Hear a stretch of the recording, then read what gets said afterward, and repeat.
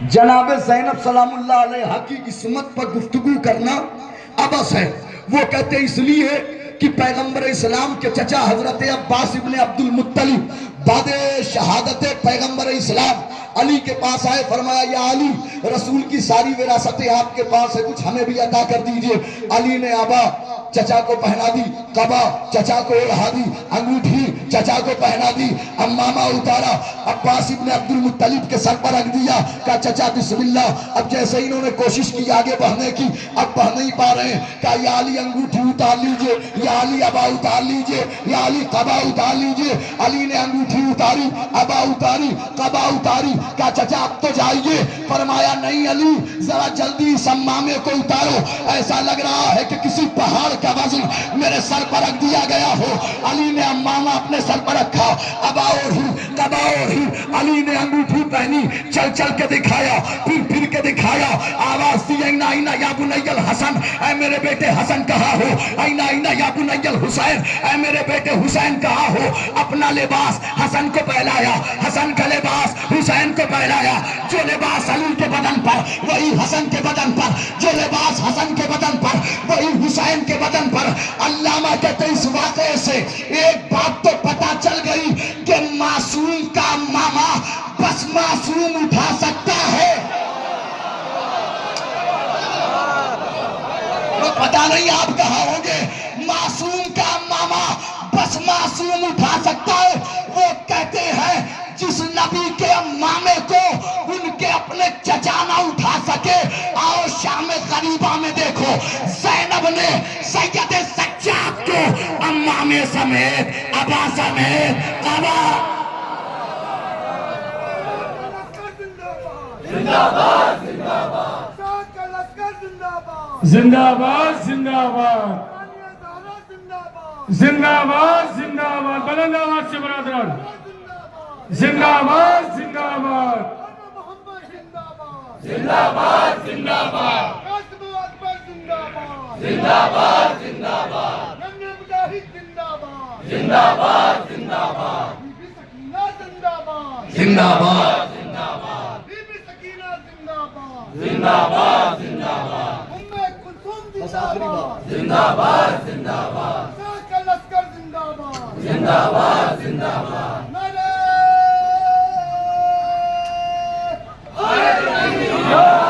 جزاک اللہ مولا آپ سب کو سلامت رکھیں، مولا آپ سب کو آباد رکھیں۔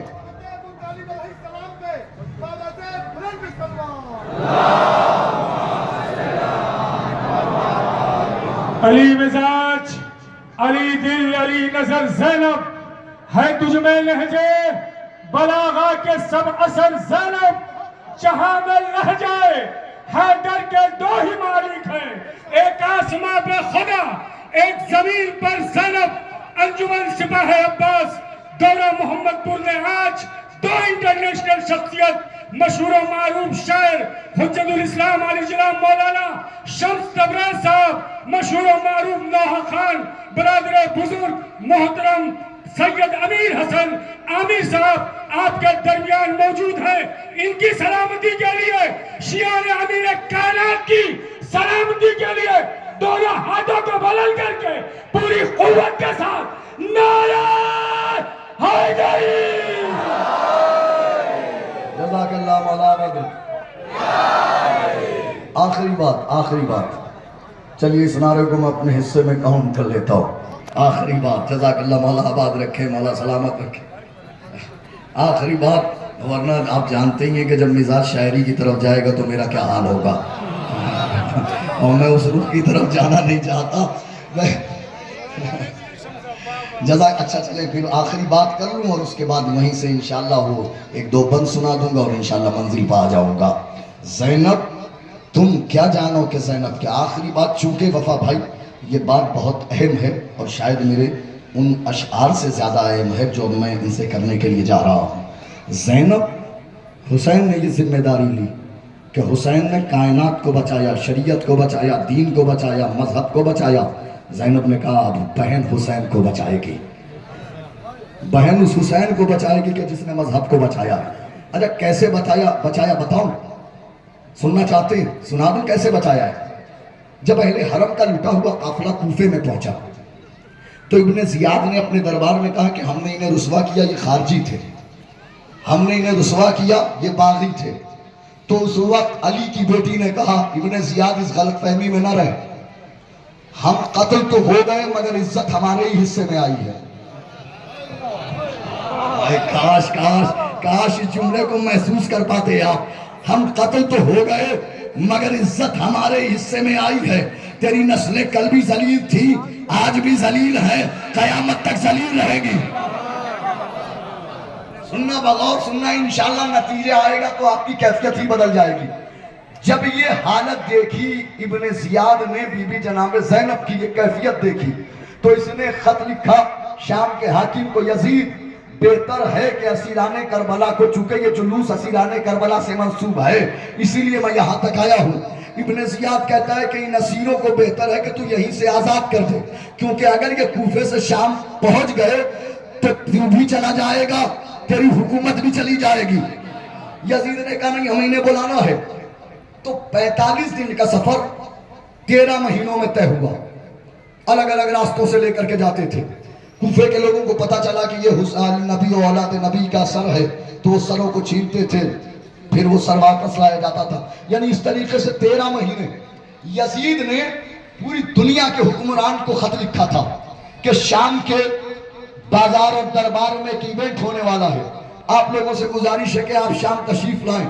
تو بڑے بڑے ملکوں سے لوگ، حکمران، بڑے بڑے حکماں آئے تھے، کہاں؟ شام کے دربار میں، یزید کے دربار میں، یہ سوچ کے کہ بہت بڑا ایونٹ ہونے والا ہے۔ یہ آپ نے 700 کرسی نشین سنے ہیں نا؟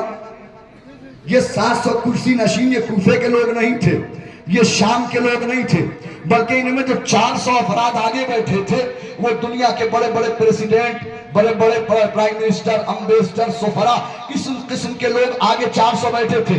ان کے پیچھے بیٹھے تھے 200 بزنس مین، اور ان کے پیچھے بیٹھے تھے 100 ایسے افراد کہ جو سماجی کاریہ کرتا تھے، غریبوں کا دھیان دینا، غریبوں کا خیال رکھنا، یتیموں کا، یعنی آپ سمجھئے 700 کرسی نشین تھے کیسے۔ یزید کیا چاہتا تھا؟ رسوا کریں۔ یزید کیا چاہتا تھا؟ ذلیل کریں۔ زینب کہتے اسے ہیں کہ جو ہونے کو ہونے سے پہلے جانتی ہو۔ جزاک اللہ، مولا آباد رکھیں۔ زینب کہتے ہی اسے ہیں کہ جو ہونے سے پہلے جانتی ہو، ہونے سے پہلے جانتی ہو۔ بھتیجے نے پھوپھی سے کہا پھوپھی اماں دربار میں خطبہ میں دوں گا، یزید کو ٹارگٹ آپ کیجئے گا۔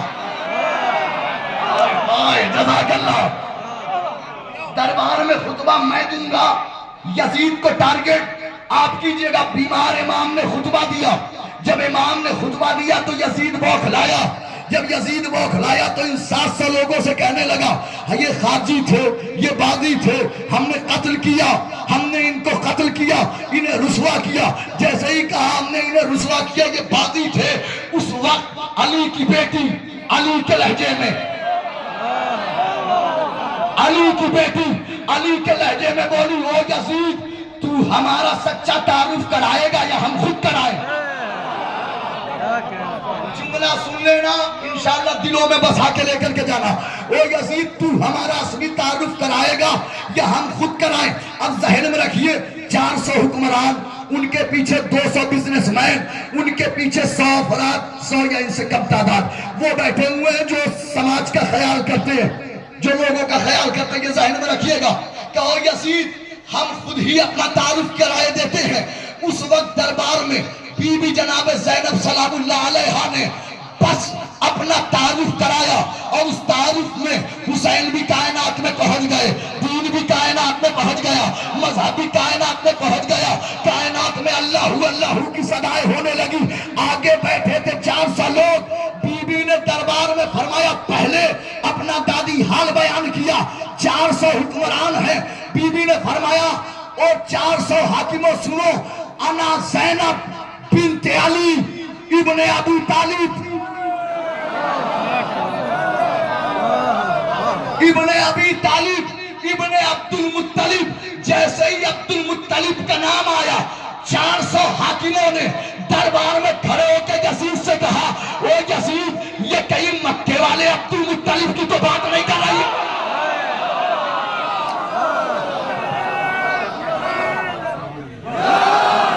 نہیں انشاءاللہ سب مل کر کے ہاتھوں کو اٹھا کے نعرہ لگائیں گے اگلے جملے میں. او یزید کہیں یہ مکے کے عبد المطلب کی تو بات نہیں کر رہی ہے. جیسے ہی 400 حکمرانوں کو پتا چلا کہ یہ مکے کے عبد المطلب کی بات کر رہی ہے, 400 حاکموں نے پورے دربار میں احتجاج کیا. او یزید تو نے ہمیں کہاں بلایا ہے؟ ارے ہم 400 لوگوں میں کون ایسا حاکم ہے کہ جس نے اس کے دادا کے دسترخوان کا نمک نہیں کھایا؟ حیدر حیدر حیدر حیدر حیدر حیدر حیدر حیدر حیدر حیدر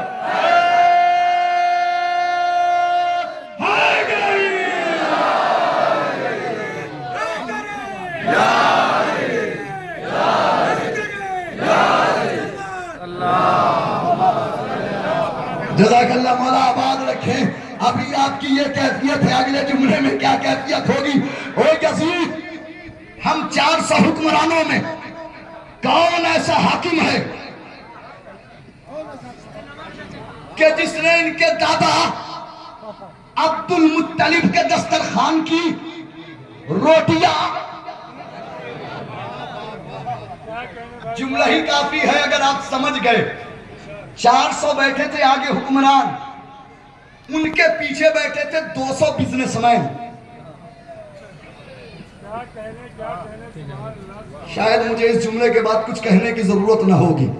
ان 400 لوگوں کے پیچھے بیٹھے تھے وفا بھائی 200 بزنس مین. بی بی جناب زینب سلام اللہ علیہ نے اب اپنا تعارف بدلا, دادی حال سے نانی حال کی طرف آئی. پتہ نہیں آپ کہاں ہیں, پتہ نہیں آپ کہاں ہیں. بیٹھے تھے 200 بزنس مین, تعارف بدلا, دادی حال سے نانی حال بتانا شروع کیا. انا زینب بنت فاطمہ بنت خدیجہ.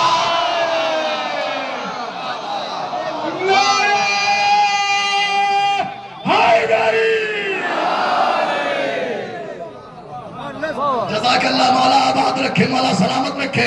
بی بی نے تعارف بدلا, انا زینب بنت فاطمہ بنت خدیجہ. میں زینب فاطمہ کی بیٹی, فاطمہ خدیجہ کی بیٹی. جیسے ہی خدیجہ کا نام آیا 200 تاجروں نے کھڑے ہو کے دربار میں احتجاج کیا. او یزید ہم 200 تاجروں میں کون ایسا تاجر ہے کہ جس نے خدیجہ سے قرضہ نہ لیا؟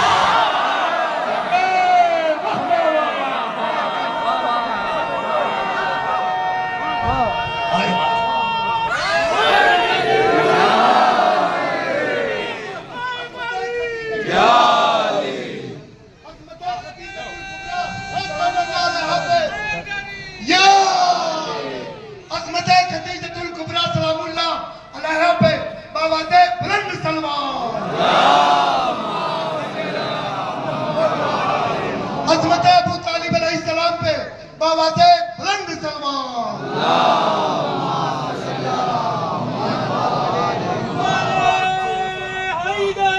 مقصد دین خدا نازم اشیت زینب, ذکر شبیر کے قرآن کی آیت زینب, لب عباس کی معصوم تلاوت زینب, نماز شہ ابرار کی نیت زینب. اپنی آغوش میں اسلام کو پالا تو نے, بعد شبیر امامت کو سنبھالا تو نے. کس طرح مجھ سے رقم ہو تیرا رتبہ زینب, سر دربار ستم وہ تیرا خطبہ زینب, پردہ لہجہ حیدر میں وہ لہجہ زینب, ایک سناٹا کہ جس پر تیرا قبضہ زینب. ارے ظلم میں خوف کا احساس ابھی زندہ ہے, ایسا لگتا ہے کہ یہ باس ابھی زندہ. حیدر حیدر حیدر حیدر حیدر حیدر حیدر حیدر حیدر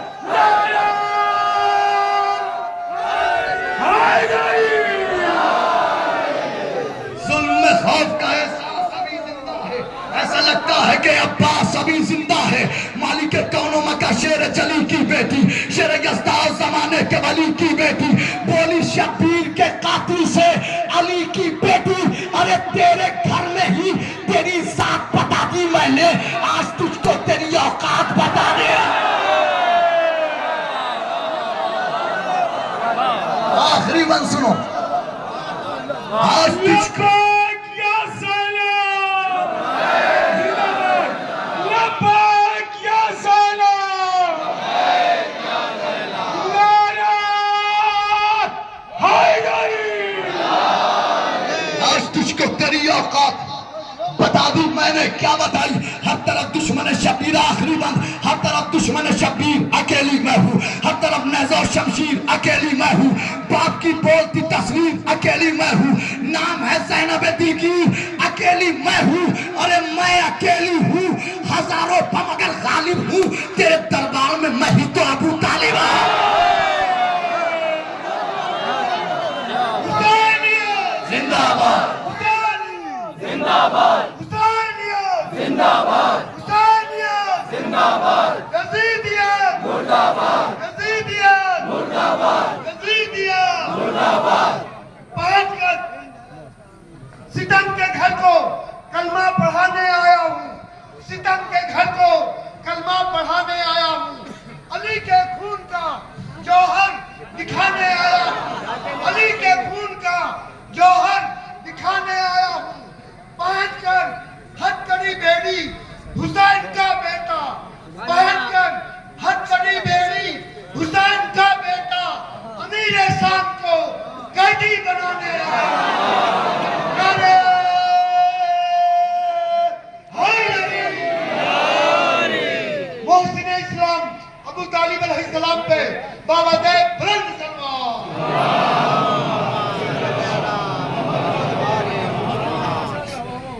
بی بی نے حسین پہنچایا گھر گھر، جہاں جہاں حسین وہاں وہاں قرآن، جہاں جہاں حسین وہاں وہاں شریعت، جہاں جہاں حسین وہاں وہاں سجدے، جہاں جہاں حسین وہاں وہاں نمازیں۔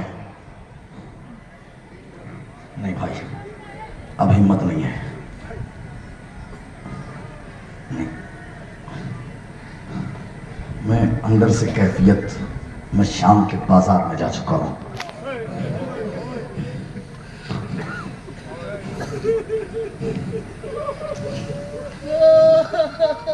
شام کا بازار اور علی کی بیٹی،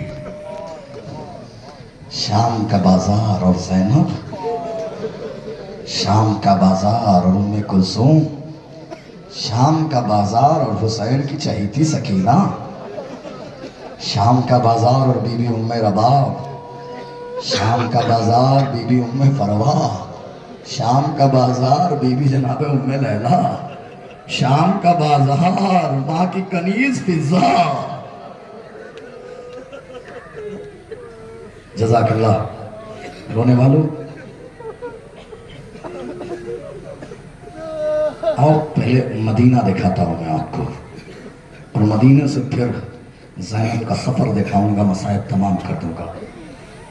مدینہ میں بیمار امام سید سجاد 2 سال کے ہیں، ہمارا اور آپ کا پہلا امام دونوں ہاتھوں کو پکڑ کے ایک قالین پر پیدل چلنا سکھا رہا ہے کہ اچانک ایک بی بی کا گزر ہوا۔ مولا نے کہا شیریں کیا بات ہے، تیرا چہرہ کیوں بدل گیا؟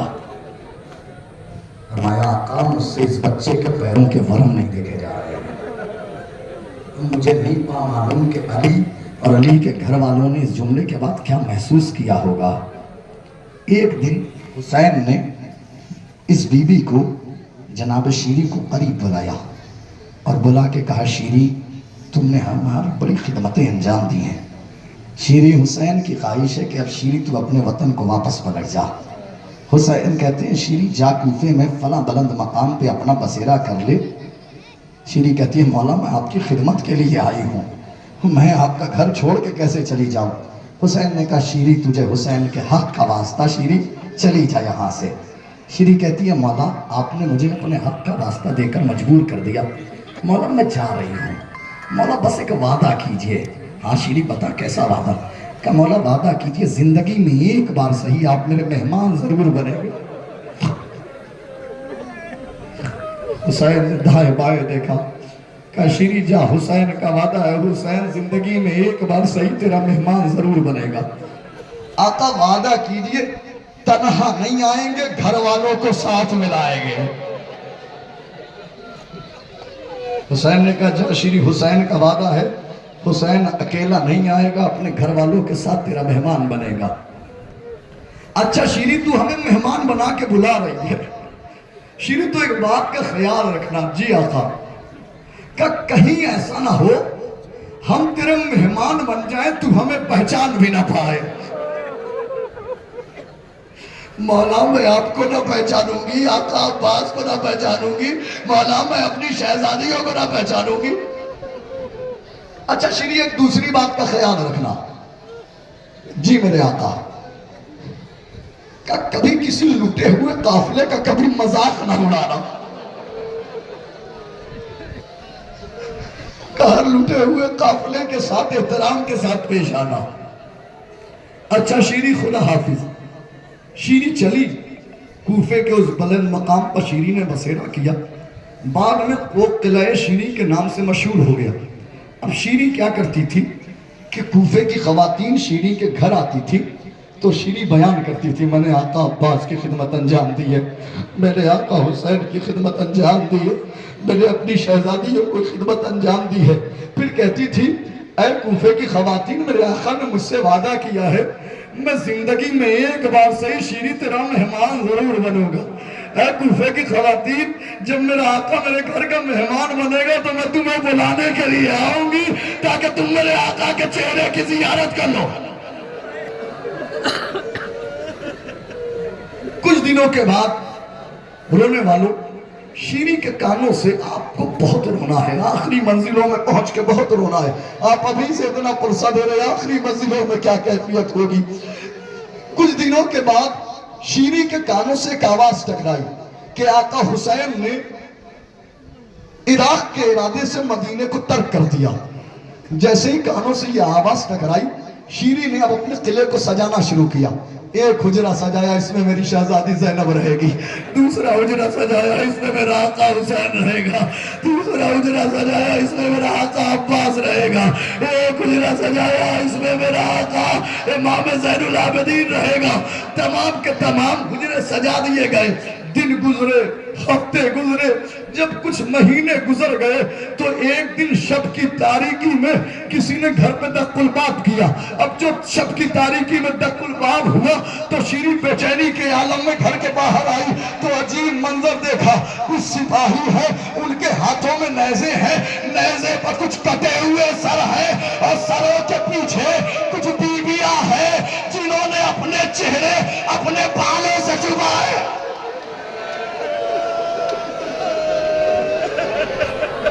جزاک اللہ رونے والوں، کیا پرسہ پیش کر رہے ہیں آپ، حق ادا کر رہے ہیں جلوس میں آنے کا۔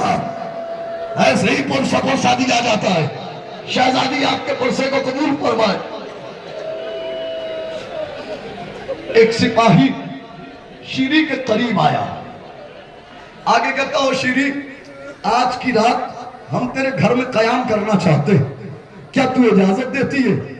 سپاہیوں کو تو نہیں لیکن لٹے ہوئے قافلوں کو دیکھ کر کے شیری نے اجازت دی تھی۔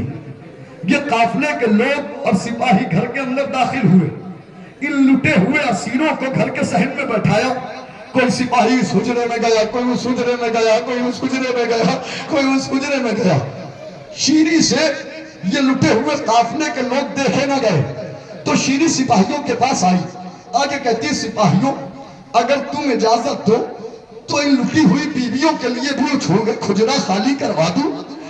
سپاہیوں سے اجازت ملی، شیری نے ایک حجرہ خالی کروایا، بیویوں کو لے کر کے چلی، حجرے میں بیٹھایا، چاہا کہ باہر نکلے کہ ایک بیوی نے کہا شیری ہم دیکھ رہے ہیں، ہم جب سے تیرے مہمان ہوئے ہیں یہ سپاہی تیری ہر بات مان رہے ہیں، اور شیری جب اتنا احسان کیا ہے تو ایک احسان اور کر دے، جب سے ہم اپنے وارثوں سے جدا ہوئے ہیں ہم نے اپنے وارثوں کا ماتم نہیں کیا۔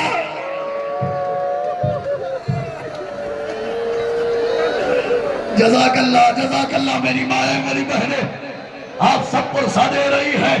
اب سوچئے کہ شیری کی کیا کیفیت ہوگی کہ وہ شیری جب سے ہم تیرے مہمان ہوئے ہیں، یہ سپاہی تیری ہر بات مان رہے ہیں، ہم جب سے اپنے وارثوں سے جدا ہوئے ہیں ہم نے اپنے وارثوں کو ماتم نہیں کیا ہے، وہ شیری ایک احسان اور کر دے، ہمیں ہمارے وارثوں کے سر دلوا دے۔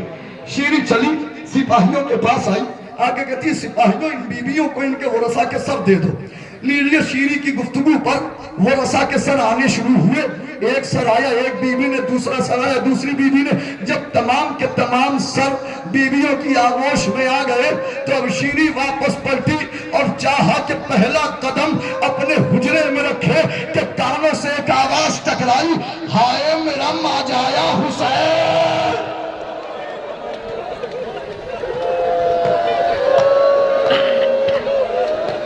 ماتم کر کے جو رو نہیں سکتا وہ سینے پہ ہاتھ مار سکتا ہے۔ ہائے میرا ماجایا حسین۔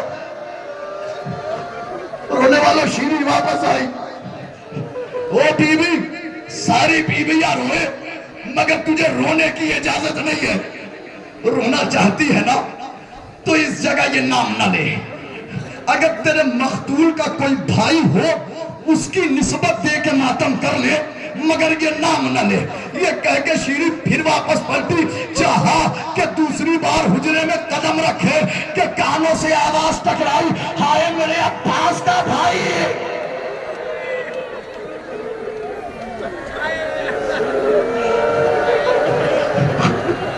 جزاک اللہ رونے والوں، شیری پھر واپس پلٹی، وہ بیوی کہا نا، ساری بیویاں روئے مگر تجھے رونے کی اجازت نہیں ہے۔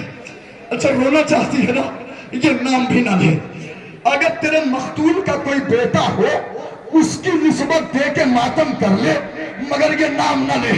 یہ کہہ کے شیری نے چاہا کہ تیسری بار حجرے میں قدم رکھے کہ کانوں سے آواز ٹکرائی، ہائے میرے اکبر کا بابا، ہائے میرے اکبر کا بابا۔ شیری واپس پلٹی، گرتی ہے، اٹھتی ہے، گرتی ہے، اٹھتی ہے، قریب آئی تو زانو ہو کر کے بیٹھ گئی۔ او بیوی ذرا اپنا تعارف تو کرا کہ آخر تو ہے کون؟ جب سے میرے گھر میں آئی ہے ایک عجیب سی بے چینی ہے، میرے دل کو سکون نہیں ہے۔ بیوی نے کہا شیری مدینہ بھول گئی، میرے بھائیا نے کہا تھا اے شیری کہیں ہم تیرے مہمان ہو جائے تو ہمیں پہچان بھی نہ پائے۔ یہ تیرے غریب آقا کو کربلا کے میدان میں ذبح کر دیا گیا، یہ 4 سال کی بچی اس کے رخساروں پہ تماچے مارے گئے، ہماری جان